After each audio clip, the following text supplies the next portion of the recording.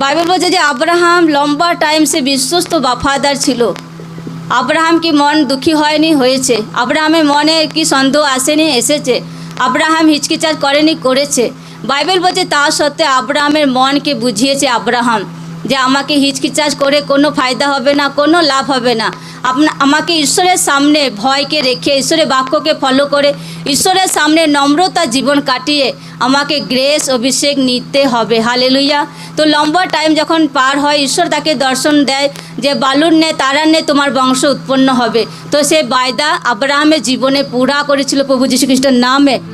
আজকের দিনে হার ব্যক্তির জীবনে ঈশ্বর বড় বড় প্রতিজ্ঞা, বড় বড় ব্লেসিংকে বায়দা করে যে আপনার বংশ পৃথিবীতে বিক্রমশালী হবে, আপনি আশারদান হবেন, আপনি বিনা ভয়ে বিনা লজ্জায় বাহাদুরির সহিত ঈশ্বরের সেবাকে করবেন।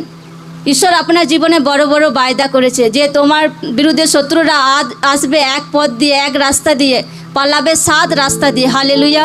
7 পথ দিয়ে। ঈশ্বরের বাক্যতে লেখা আছে যে যে কোনো অস্ত্র তোমার বিরুদ্ধে গঠিত হয় তাহার সার্থক হইবে না, যে কোনো জীবা বিচারে তোমার প্রতিবাদিনী হয় তাহাকে তুমি দোষী করিবে। হালেলুয়া। ঈশ্বর কত বড় বায়দা করছে যে আপনার বিরুদ্ধে, আপনার জীবনের বিরুদ্ধে, আপনার বাচ্চার বিরুদ্ধে যত বিরোধী, যত শত্রু ওঠে সেটাকে ঈশ্বর দোষী বলে সাব্যস্ত করবে দুনিয়াতে। হালেলুয়া।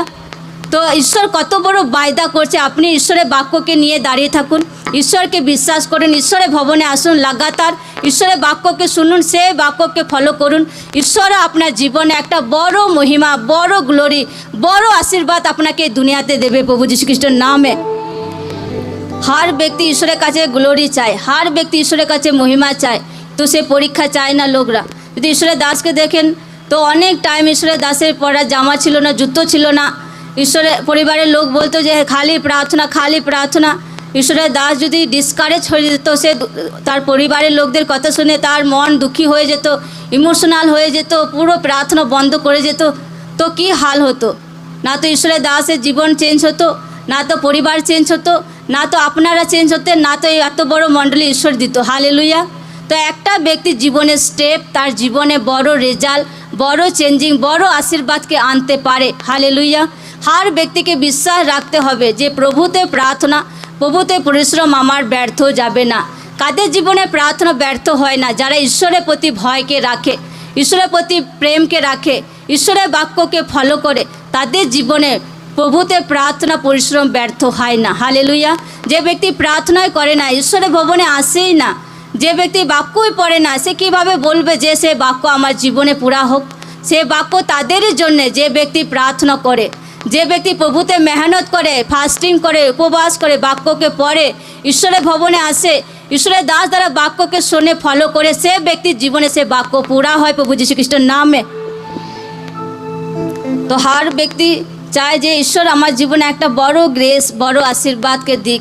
আমি বিশ্বাস করি যতজন ঈশ্বরের প্রতি বিশ্বস্ত ওয়াফাদার আছে, লাগাতার প্রার্থনা আসে, ঈশ্বরের দাস দ্বারা যে বাক্য ওয়ার্ডকে শোনে সেটা মাটিতে ফেলতে দেয় না, সে ব্যক্তির জীবনে বাক্য 100% পুরা হয় প্রভু যীশু খ্রিস্টের নামে। যদি দেখেন ঈশ্বরের দাসকে হর এক টাইমে স্টেপকে ওঠায়, মণ্ডলীতে এত সুসমাচার প্রচার হয়, এত কিছু কাজ হয় যে লোকরা ভাবে যে অনেক অফারিং জমা আছে তবে কাজ হচ্ছে, এমন নয়। ঈশ্বরের দাস একটাই বিশ্বাস রাখে যে ঈশ্বর সারে ইন্তজাম করে। যদি আমি তো ঈশ্বরের দাসের সাথে থাকি, অনেক টাইম হয় এমন যে অফারিং থাকে না সে টাইমে, তো ঈশ্বরের দাসকে আমি একটাই বলি যে এত কাজ বেড়ে গেছে, এত মিনিস্ট্রি বেড়ে গেছে, তো কী করে কাজ আগে বাড়বে? ঈশ্বরের দাস একটাই বলে যে ওয়েট করে, বিশ্বাসে রাখো, ধৈর্য রাখো, ঈশ্বরের প্রতি বিশ্বাসকে রাখো। হালেলুয়া। ঈশ্বর সারে ইন্তজামকে পুরা করবে প্রভু যীশু খ্রিস্টের নামে। যদি লোকরা দেখেন যে মণ্ডলীতে এত সুসমাচার প্রচার হয়, মণ্ডলীতে এত ফাস্টিং হয়, অনেক কিছু অ্যামাউন্ট খরচ হয়, অনেক কিছু অফারিং খরচ হয়, কিন্তু তার সত্ত্বে ঈশ্বরের দাস হামেশা অঙ্গীকার করে যে ঈশ্বর সারে প্রয়োজন, সারে ঘটিকে পুরা করবে প্রভু যীশু খ্রিস্টের নামে। তো লোকদের জীবনে যত বড় অভাব, যত বড় দুঃখ, যত বড় কষ্ট, পরীক্ষা থাকুক না কেন, মুখ দ্বারা কি অঙ্গীকার করছে সেটাই সে ব্যক্তির জীবনে ফল, সে রেজাল্টকে দেখতে পাবে। আমাদের বাচ্চাদেরকে যদি দেখেন, আমাদের বাচ্চারা আগে এরকম কথা শুনতো না, তারা প্রার্থনা করতো না, ঘুরে বেড়াতো, এরকম আমাদের কথা একদমই শুনতো না, কিন্তু আমাদের মুখ দ্বারা অঙ্গীকার কী ছিল যে ঈশ্বর আমাদের বাচ্চাকে চেঞ্জ করবে। ঈশ্বরের প্রতি বিশ্বাসকে রেখেছি, এমন নয় যে নেগেটিভ হার টাইম নেগেটিভ বলে যাব যে আমার বাচ্চা শুধরাচ্ছে না, আমার বাচ্চা তো নেশা করছে ছাড়ে না, আমার বাচ্চা তো আমার কথা শোনেই না, আমার বাচ্চা তো ঢিট, আমার বাচ্চা তো এটা, আমার মেয়ে তো এটা। তো আপনি অল টাইম শুধু নেগেটিভই বলে যাচ্ছেন। আপনি ওটাই বলুন যেটা আপনার বাচ্চা, আপনার মেয়ে, আপনার ছেলেকে দেখতে চান। হালেলুয়া। আমরা ওটাই অঙ্গীকার করেছিলাম যে বাচ্চাদেরকে ঈশ্বর চেঞ্জ করছে। বাচ্চারা আনেওয়ালা টাইমে ঈশ্বরের সেবাকে করবে, সুসমাচার দেবে, বাচ্চাদের জীবন একদম স্ট্রং হবে, তাদের আত্মিক জীবন, তাদের স্পিরিচুয়াল লাইফ স্ট্রং হবে, তাদের জীবন তারা আমাদের কথাকে মানবে, শুনবে, এটাই আমরা ঘোষণা করতাম। হালেলুয়া। সেরকমই বাচ্চা ঈশ্বর আমাদেরকে আজকে সেরকম ঠিকই আশীর্বাদ করেছে বাচ্চাদেরকে। জোরসে তারিফ করে ঈশ্বরের নামে। আপনি যদি আপনার বাচ্চার কমজোরিতাগুলোই শুধু দেখিয়ে যান বলে যান বাচ্চাকে, তো সে বাচ্চার মাইন্ডে সেটা এফেক্ট পড়ে। যদি বাচ্চা কথা শোনে না, বারবার যদি বলে যান তুই কথা শুনিস না, তুই পড়িস না, তুই এটা করিস না, তুই ওটা করিস না, বারবার বলছেন বাচ্চাটাকে, তো সে বাচ্চাটার মাইন্ডে যাচ্ছে, দিমাগে যাচ্ছে, বাচ্চাটার মনও দুঃখী হচ্ছে। আপনাকে এরকম বললে হবে না, আপনাকে বাচ্চাকে অল টাইম উৎসাহিত করতে হবে যে প্রভুকে জানি আমরা, ঈশ্বরের বাক্যকে মানি, অসুবিধা নেই, তুই প্রার্থনা কর, ঈশ্বরের দাস কি শেখাচ্ছে, পাপাজি কি শেখাচ্ছে সেটা শোন, প্রার্থনা কর, ব্যাস ঈশ্বরের কাছে গ্রেস চা, তোর বুদ্ধি বাড়বে, তোর পবিত্র জীবন আসবে, ঈশ্বর তোকে চেঞ্জ করবে। এরকম অঙ্গীকার করা দরকার আছে। হালেলুয়া। যদি বাচ্চাকে অল টাইম বলে যান তুই কথা শুনি না, এটা ওটা সেটা, তো বাচ্চার মাইন্ডে যায় সেই জিনিসগুলো, সেই কথাগুলো, তো বাচ্চাদের মন এক টাইম আসে এমন দুঃখী হয়ে যায়, বহুত পরিমাণ দুঃখী হয় যে আমার মা খালি এটাই বলে, আমার বাবা এটাই বলে খালি। তো আপনাকে এমন বলতে হবে বাচ্চাদের জন্যে যেটা আপনি ভবিষ্যতে দেখতে চান প্রভু যীশু খ্রিস্টের নামে। তো হামেশা লোকরা রাইট অঙ্গীকার করুক। ঈশ্বরের দাস অনেকবার শিখিয়েছে, তো লোকরা সে বাক্য ওয়ার্ডকে ফলো করুক। জীবনে পেন আসে, ব্যথা আসে, দুঃখ আসে, যা কিছু আসুক, তাও লোকরা সঠিক অঙ্গীকার করুক, কারণ আপনার জীবনে অঙ্গীকারই আপনার জীবনে বড় আশীর্বাদ, বড় টেস্টিমনি, বড় ব্লেসিংকে জন্ম দেবে প্রভু যীশু খ্রিস্টের নামে। সকলে বার করব মালাকি চ্যাপ্টার। এখানে ঈশ্বরের বাক্য বলছে যে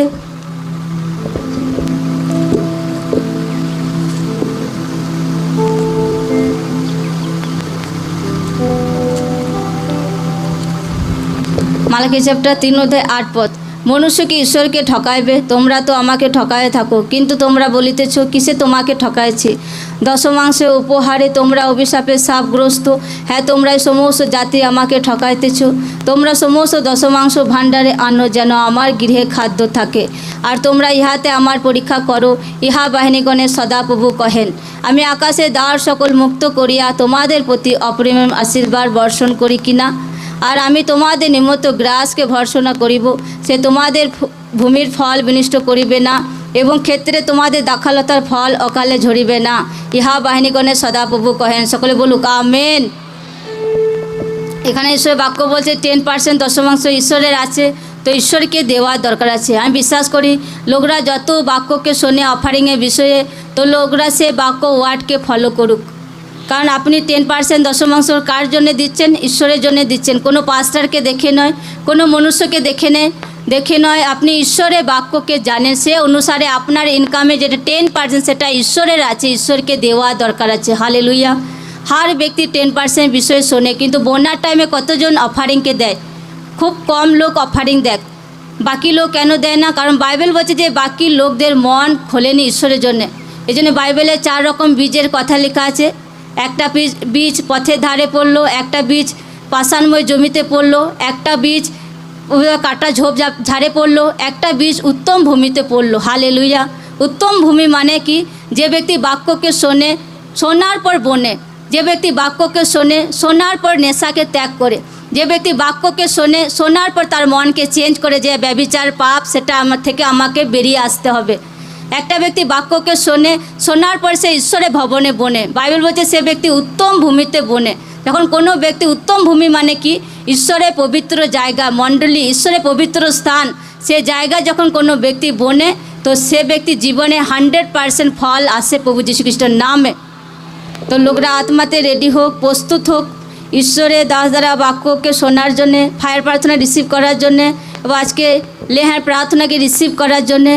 যতজন ইউথ আছে, তো ইউথরা পবিত্র জীবন মেনটেন করুক। ইউথরা ঈশ্বরের কাছে দয়া গ্রেসকে চাক, যে প্রভু আমার জীবনে দয়া করো, গ্রেসকে দাও, আমি যেন পবিত্র জীবন পবিত্র লাইফকে কাটাতে পারি এই দুনিয়াতে, এমন গ্রেসকে দাও। হর এক পাপ থেকে আমাকে বাঁচিয়ে রাখো। পাপ আমার জীবনে হিস্সা নয়, ব্যভিচার আমার জীবনে হিস্সা নয়। এই দেহ ঈশ্বরের মহিমার জন্যে প্রভু আমি তোমার মহিমাকে করব, আমি তোমার সেবাকে করব। আর আমি আমার জীবনে এমন ব্লেসিং, এমন টেস্টিমনি দাও যেটা আমার পরিবারে সেটা কাজে লাগে, আর ঈশ্বরের সেবাতেও আমি যেন কাজে লাগি। হালেলুয়া। এরকম ইউথরা প্রার্থনা করতে পারে। যাদের বাচ্চা আছে তো মা বাবারা তাদের বাচ্চাদেরকে ধ্যান রাখুক, প্রার্থনায় বসাক, বাক্য পড়াক, পবিত্র বিষয়ে শেখাক। বাচ্চাদেরকে ইয়ার্কি ঠাট্টা মজাক এগুলো না শেখাক, বাচ্চাদেরকে সিরিয়াল দেখা এইগুলো না শেখাক। যেটা জীবনে লাভ আসবে, জীবনে যেটা আশীর্বাদ আসবে সেগুলোর কথা বাচ্চাদেরকে শেখাক। হালেলুয়া। আপনি এই দুনিয়াতে যা কিছু কাটবেন, যেটা আপনি বুনবেন, যদি আপনি বোনেন সিরিয়ালের বিষয়ে, আপনি বোনেন সে সিনেমার বিষয়ে, আপনি বোনেন সে নিন্দা চুগলির বিষয়ে, আপনি যদি বোনেন সে বাচ্চা নোংরামি করছে, বাচ্চা অনেক বাজে বাজে কথা বলছে, সেগুলো শোনার পর আপনি বাচ্চাকে যদি না শাসন করেন, না বলেন ঈশ্বরের বাক্য পবিত্র বিষয়ে না বলেন, তো বয়স বেলায় সেটার ভোগ কিন্তু আপনি করবেন। হালেলুয়া। এই জন্য আপনি এই দুনিয়াতে যা কিছু দেখতে চান আপনার বাচ্চা পরিবার জীবনে, সেটা আপনাকে এখন থেকে বলে যাওয়া দরকার আছে।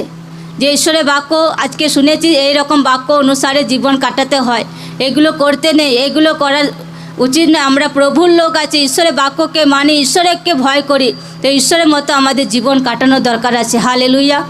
তো আপনি যেরকম চলবেন আপনার বাচ্চারাও ঠিক সেরকম চলবে। জোরসে তারিফ করি ঈশ্বরের নামে।